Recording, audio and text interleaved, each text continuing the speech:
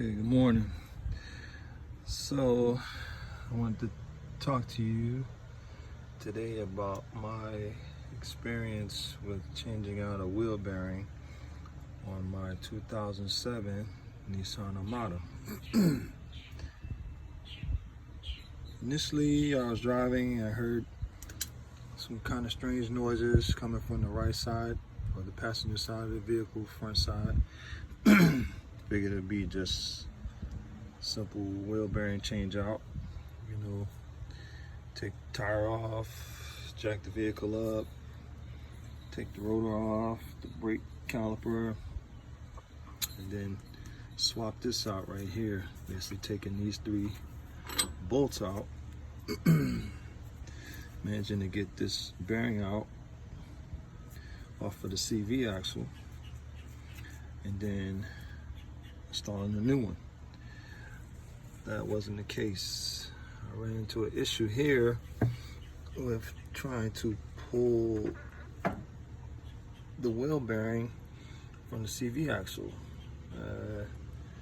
I use maybe a can of PB Blaster on it. I watched different YouTube videos on what some people did previously. Some guys said they use like bought a washer and a bolt, attached it to the spindle here, the knuckle. Popped out a lug bolt and installed this in there. In a few places on the knuckle, turned it. Socket in a wrench or whatever tools they had to make it work. I tried the same things, and as you can see, it didn't work for me. I watched other YouTube videos and I was stuck at this point. So I figured, okay, if I can't get that out, can't separate them, how about I take the CV axle out, take it out from the wheel bearing, maybe from the back. Tried that too, and this was the result. Just hammered with a sledge, hammered with some other tools. Beat the wheel bearing up pretty good. Beat the CV axle up pretty good. No movement whatsoever. Alright, so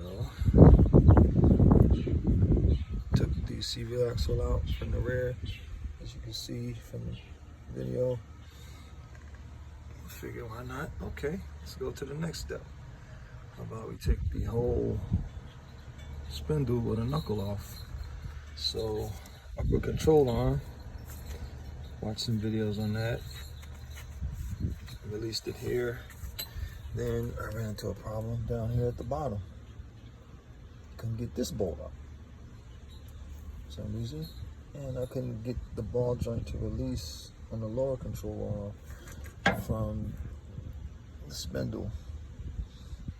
So that was my next dilemma. In the process of doing that, also noticed that the tie rod here, the outer tie rod, it's got a lot of play in it. Not a mechanic, but like I say, from research I've done, it's not supposed to move this freely.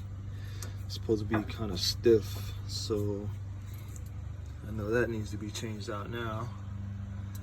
And I need to also change these shafts out as well right here that connect to part of the lower control arm. As you can see, I removed the shock already. Shock was in place. That looked pretty beat up, so I figured I might as well change that out while I'm down here. So at the end of the day, I'm looking at changing this completely out, the upper control arm. I'm gonna change out the spindle.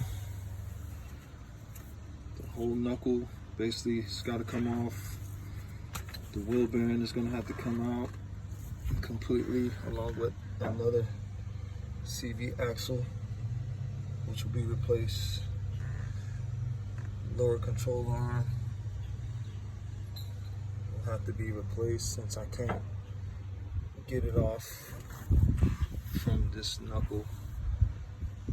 And I'll be, like I said, replacing the outer tie rods as well too, along with the shafts. So I got quite a bit of work to do before I get it back and running again. Any suggestions, comments, ideas how I could probably make this project a little easier on myself? Maybe save a little skin off my knuckles, save a few curse words for other things. Be greatly appreciated. I'm almost afraid to ask how much a mechanic would even price or charge to do a job like this, let alone the amount of time and the labor itself, not even counting the parts. So, like I say, any comments, I'll show you what the guys with the end result looks like once I get it done. And then I'll be trying to find some torque specs as well too, to see what I need to get everything back to make sure it's up and running and nothing falls apart on me. I did hear that using the blue red lock is a little better than using red on certain parts. So I don't know how you guys feel about that as well too. You just give me some comments or some suggestions as well too on the thread locks. You know, once I get them to the torque specs, if that's a good idea or not.